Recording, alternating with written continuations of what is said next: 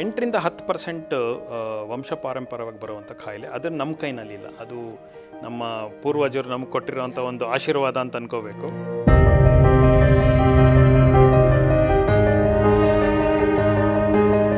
ನೀವು ಪ್ರತಿ ಸಲ ನಿಮ್ಮ ಮಗು ಹೊರಗಡೆ ಹೋಗಿ ಆಟ ಆಡ್ಕೊಂಬಂದರೆ ಕಂಪಲ್ಸರಿ ಕೈಕಾಲು ತೊಳೆದು ಅವರು ನೀರು ಕುಡಿಲೇಬೇಕು.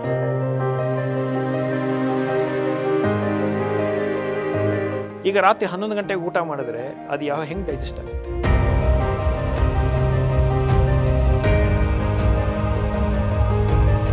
ಆಲ್ಕೋಹಾಲಿಂದ ಯಾವುದು ಡೈರೆಕ್ಟಾಗಿ ಯಾವುದೇ ಒಂದು ಪರಿಣಾಮ ಬೀರುತ್ತೆ ಅಂತ ಯಾರು ಹೇಳಿಲ್ಲ, but it may contribute indirectly.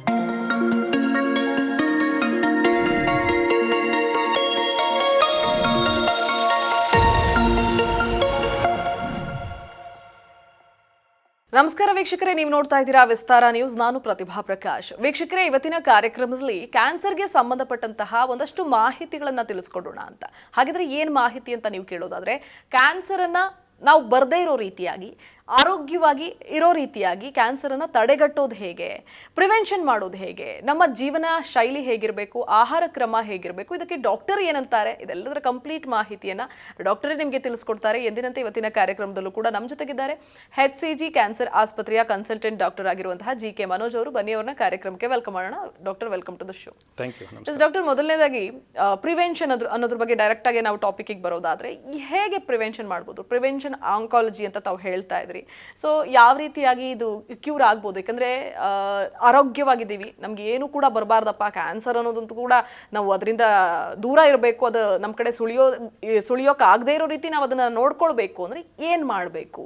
ಅದೇ ನಾನು ಹಿಂದಿನ ಒಂದು ಎಪಿಸೋಡ್ಸಲ್ಲಿ ಹೇಳ್ದಂಗೆ 8-10% ವಂಶ ಪಾರಂಪರ್ಯವಾಗಿ ಬರುವಂಥ ಕಾಯಿಲೆ. ಅದು ನಮ್ಮ ಕೈನಲ್ಲಿಲ್ಲ, ಅದು ನಮ್ಮ ಪೂರ್ವಜರು ನಮಗೆ ಕೊಟ್ಟಿರುವಂಥ ಒಂದು ಆಶೀರ್ವಾದ ಅಂತ ಅನ್ಕೋಬೇಕು.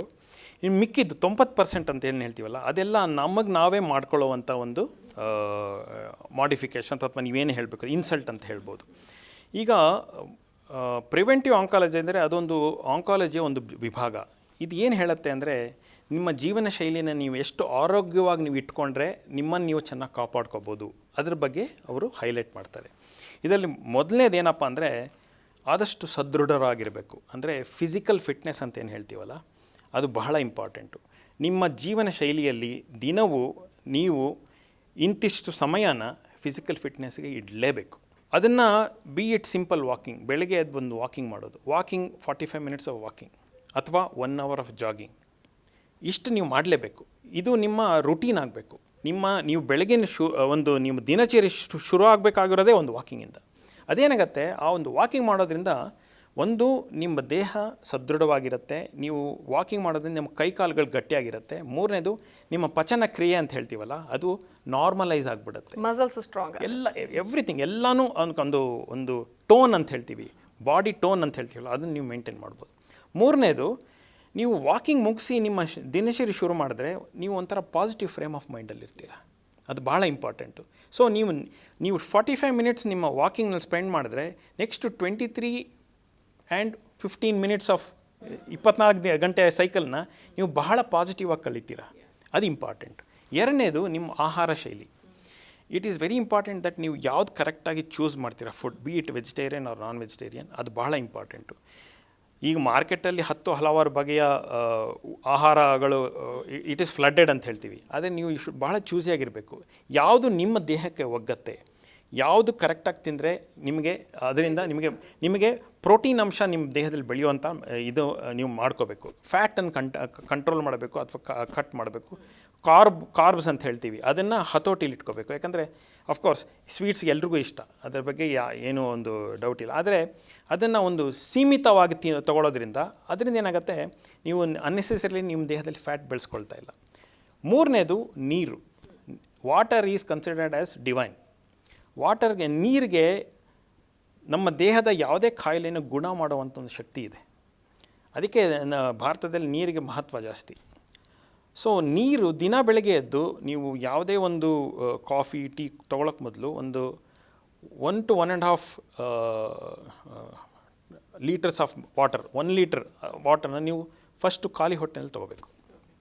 ಅದೇನಾಗುತ್ತೆ, ಹಿಂದಿನ ದಿವಸದ ಯಾವುದೇ ಒಂದು ವೇಸ್ಟ್ ಮೆಟೀರಿಯಲ್ ಅಂತ ಹೇಳ್ತೀವಲ್ಲ ಅದನ್ನೆಲ್ಲ ಕಂಪ್ಲೀಟಾಗಿ ಅದು ತೆಗೆದುಬಿಡುತ್ತೆ. ನೀವೆಷ್ಟು ನೀರು ಕುಡಿತೀರೋ ಅಷ್ಟು ನಿಮ್ಮ ದೇಹ ಸದೃಢವಾಗಿರುತ್ತೆ. ಹಾಗಿದ್ರೆ ಡಾಕ್ಟರ್, ಮಕ್ಕಳು ಎಷ್ಟು ಲೀಟ್ರ್ ನೀರು ಕುಡಿಬೇಕು, ಅಥವಾ ಹೆಂಗಸರು ಗಂಡಸರು ಇಷ್ಟಿಷ್ಟು ಲೀಟ್ರ್ ಮಿನಿಮಮ್ ಇಷ್ಟು ಲೀಟ್ರ್ ನೀರು ತೆಗೆದುಕೊಳ್ಳೇಬೇಕು ಅಂತ ಹೇಳೋದಾದ್ರೆ ಏನು ಹೇಳ್ತೀರಿ? ಮಕ್ಕಳು 1-1.5 ಲೀಟ್ರ್ ನೀರು ಕುಡಿಲೇಬೇಕು. ಮಕ್ಕಳಲ್ಲಿ ಇನ್ನೊಂದೇನೆಂದರೆ ಅವರು ತುಂಬ ಆ್ಯಕ್ಟಿವ್ ಆಗಿರ್ತಾರೆ. ಆಮೇಲೆ ಅವ್ರಿಗೆ ಬೇಗ ಅವ್ರ ದೇಹದಿಂದ ದ್ರವಣಾಂಶ ಹೊಟ್ಟೋಗ್ತಾ ಇರುತ್ತೆ. ಯಾಕಂದರೆ ಅವ್ರ ಕಂಟ್ರೋಲಲ್ಲಿ ಇಡಲ್ಲ, ನಿಮ್ಮ ಕೈಗೆ ಸಿಗಲ್ಲ. ಅವರು ಎಲ್ಲ ಹೊರಗಡೆ ಓಡಾಡ್ತಾ ಇರ್ತಾರೆ, ಬೆವರ್ತಾ ಇರ್ತಾರೆ. ಆಮೇಲೆ ಅದನ್ನು ನೀವು ಗಮನಿಸೋದು ಇಲ್ಲ. ಸೊ ನೀವು ಪ್ರತಿ ಸಲ ನಿಮ್ಮ ಮಗು ಹೊರಗಡೆ ಹೋಗಿ ಆಟ ಆಡ್ಕೊಂಬಂದರೆ ಕಂಪಲ್ಸರಿಯಾಗಿ ಕೈಕಾಲು ತೊಳೆದು ಅವರು ನೀರು ಕುಡಿಲೇಬೇಕು. ಅದೇನಾಗುತ್ತೆ, ರೀಪ್ಲೇಸ್ಮೆಂಟ್ ಅಂತ ಹೇಳ್ತೀವಿ. So 1-1.5 litre up to 2 litres ಅಂತ ಹೇಳ್ಬೋದು. ಪ್ಲಸ್ ಇನ್ನೊಂದು ಇಂಡೈರೆಕ್ಟ್ಲಿ ನೀವು ಹೇಗೆ ಅದನ್ನು ನೋಡ್ಬೋದು ಅಂದರೆ ಎಷ್ಟು ಸಲ ಅವ್ರು ಯೂರಿನ್ ಪಾಸ್ ಮಾಡ್ತಾರೆ, ಅದರಿಂದನೂ ಗೊತ್ತಾಗತ್ತೆ ನೀವು ಎಷ್ಟು ನೀರು ಕುಡಿದಿದ್ದಾರೆ ಅಂತ. ಮತ್ತು ವಯಸ್ಕರಲ್ಲಿ 2-2.5 ಲೀಟ್ರ್ 3 ಲೀಟ್ರ್ವರೆಗೂ ಕುಡಿಯೋ ಕೆಪಾಸಿಟಿನೂ ಇರುತ್ತೆ. ಕೆಲವರು ಬರೀ 3/4 ಲೀಟ್ರ್ ನೀರಿನಲ್ಲೇ ಅವ್ರ ದಿನಚರಿ ಕಳೆದು ಬಿಡ್ತಾರೆ. ಸೊ ಅದು ಅವರ ದೇಹದ ಮೇಲೆ ಡಿಪೆಂಡ್ ಆಗುತ್ತೆ. ಬಟ್ ನೀರು ಏನಾಗುತ್ತೆ ಅಂದರೆ ನಮ್ಮ ಕಿಡ್ನಿನ ಚೆನ್ನಾಗಿ ಅದು ಫಂಕ್ಷನ್ ಮಾಡೋಕ್ಕೆ ಹೆಲ್ಪ್ ಆಗುತ್ತೆ. ಆಮೇಲೆ ಅದರಿಂದ ಏನಾಗುತ್ತೆ, ಆದಷ್ಟು ಟಾಕ್ಸಿಕ್ ಮೆಟೀರಿಯಲ್ಸ್ನ ತೆಗೆಯುತ್ತದು. ಅದಕ್ಕೆ ಒಂದು ನೀರಿಗೆ ಅದೊಂದು ಅತ್ಯಂತ ಆರೋಗ್ಯ ಗುಣ ಅಂತ ಹೇಳ್ತೀವಿ. ಅದನ್ನು ನಾವು ಅಡಾಪ್ಟ್ ಮಾಡ್ಕೋಬೇಕು. 4ನೇದು ನಿದ್ದೆ ಅನ್ನೋದು ಮನುಷ್ಯನಿಗೆ ಭಾಳ ಮುಖ್ಯ. ಯಾಕಂದರೆ ನೀವು 24 ಗಂಟೆ ಕಾಲದಲ್ಲಿ ನೀವು ಸುಮಾರು ಒಂದು 16 ಗಂಟೆ ಕಾಲ ನೀವು ಆ್ಯಕ್ಟಿವ್ ಆಗಿರ್ತೀರ. ಇನ್ನು 8 ಗಂಟೆ ಕಾಲ ನೀವು ನಿಮ್ಮ ದೇಹಕ್ಕೆ ರೆಸ್ಟ್ ಕೊಡದೇ ಇದ್ದರೆ ಅದೇನಾಗತ್ತೆ, ಅದು ರೆಸ್ಟು ಬರೀ ನಿಮ್ಮ ಹೊರಗಡೆ ಕಾಣುವಂಥ ದೇಹಕ್ಕಲ್ಲ, ಒಳಗಡೆ ಇರೋ ಒಂದೊಂದು ಅಂಗಾಂಗಗಳಿಗೂ ನೀವು ರೆಸ್ಟ್ ಕೊಡಬೇಕು. ಈಗ ರಾತ್ರಿ 11 ಗಂಟೆಗೆ ಊಟ ಮಾಡಿದ್ರೆ ಅದು ಹೆಂಗೆ ಡೈಜೆಸ್ಟ್ ಆಗುತ್ತೆ? ಆಗಲ್ಲ. ಯಾಕಂದರೆ ಡೈಜೆಷನ್ ಪ್ರೊಸೆಸ್ಸು 2 to 2.5 hours ಆಗುತ್ತೆ, 2-2.5 ಗಂಟೆ ಕಾಲ. ನೀವು 11 ಗಂಟೆಗೆ ಊಟ ಮಾಡಿ 11ವರೆಗೆ ಮಲ್ಕೊಂಡ್ರೆ ಖಂಡಿತ ಅದು ನಿಮ್ಮ ಒಂದು ಉದರ ಹಾಗೂ ಯಾವುದೇ ಒಂದು GIT ಅಂತ ಹೇಳ್ತೀವಲ್ಲ ಅದ್ರ ಮೇಲೆ ದುಷ್ಪರಿಣಾಮ ಬೀಳುತ್ತೆ. ಅದಕ್ಕೇ ಊಟದ ಶೈಲಿ ಒಂದು ಕರೆಕ್ಟಾಗಿ ನೀವು ಅಡಾಪ್ಟ್ ಮಾಡ್ಕೋಬೇಕು. 8ರಿಂದ 8:15 ಒಳಗೆ ಊಟ ಮುಗಿಸೋ ಥರ.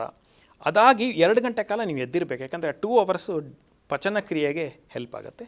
ಆಮೇಲೆ ಮಲಗಕ್ಕೆ ಮುಂಚೆ ಒಂದು ಲೋಟ ನೀರು ಕುಡಿಯೋ ಥರ ಮಾಡಿಕೊಂಡ್ರೆ ಏನಾಗುತ್ತೆ, ಅದು ನಿಮ್ಮ ದೇಹದ ಯಾವುದೇ ಒಂದು ಕಲ್ಮಶ ಅಂದೇನು ಹೇಳ್ತೀವಲ್ಲ ಅದನ್ನೆಲ್ಲ ತೆಗೋಕ್ಕೆ ಹೆಲ್ಪ್ ಮಾಡುತ್ತೆ. ಸೊ ನಾನು ಹೇಳ್ದಂಗೆ, ಒಂದು ವ್ಯಾಯಾಮ, 2ನೇದು ನಿಮ್ಮ ಆಹಾರ ಪದ್ಧತಿ, 3ನೇದು ಎಷ್ಟು ಮಟ್ಟಿಗೆ ನೀವು ನೀರು ಕುಡಿತೀರಾ ಅಂತ, 4ನೇದು ನಿದ್ದೆ, 5ನೇದು ದುಶ್ಚಟಗಳು. ಇದು ಬಹಳ ಇಂಪಾರ್ಟೆಂಟ್. ಯಾಕಂದರೆ ಎಷ್ಟರ ಮಟ್ಟಿಗೆ ನೀವು ಇದರಿಂದ ದೂರ ಇರ್ತೀರೋ, ಈಗ ನಿಕೋಟಿನ್ ಹಾಗೂ ಸಿಗರೆಟ್ನ ಹೇಳ್ದಂಗೆ ಡೈರೆಕ್ಟ್ ಪರಿಣಾಮ ಬಿದ್ದೇ ಬೀಳುತ್ತೆ. ಆಲ್ಕೋಹಾಲಿಂದ ಯಾವುದು ಡೈರೆಕ್ಟಾಗಿ ಯಾವುದೇ ಒಂದು ಪರಿಣಾಮ ಬೀರುತ್ತೆ ಅಂತ ಯಾರೂ ಹೇಳಿಲ್ಲ, but it may contribute indirectly. So in limited quantities it is permissible ಅಂತ ಹೇಳ್ಬೋದು. ಪ್ಲಸ್ ಫ್ಯಾಟಿ ಫುಡ್ಡನ್ನು ಆದಷ್ಟು ಅವಾಯ್ಡ್ ಮಾಡೋದು ಬಹಳ important.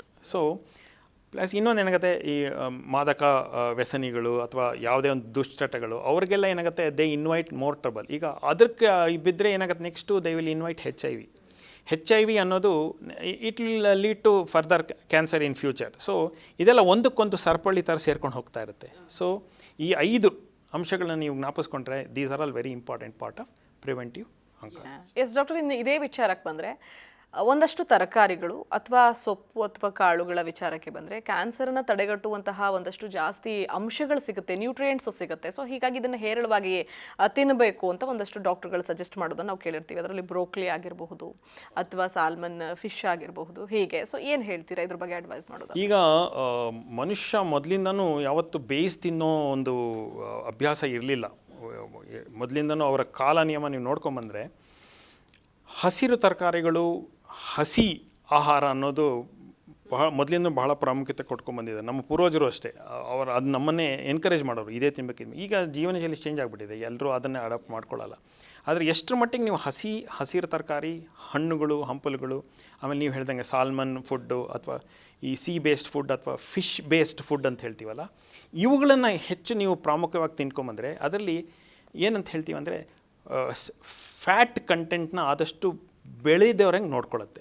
That is important. Plus ಅದರಿಂದ ಏನಾಗುತ್ತೆ, ಇನ್ನೊಂದು ನಿಮಗೆ unnecessarily you will not put on weight.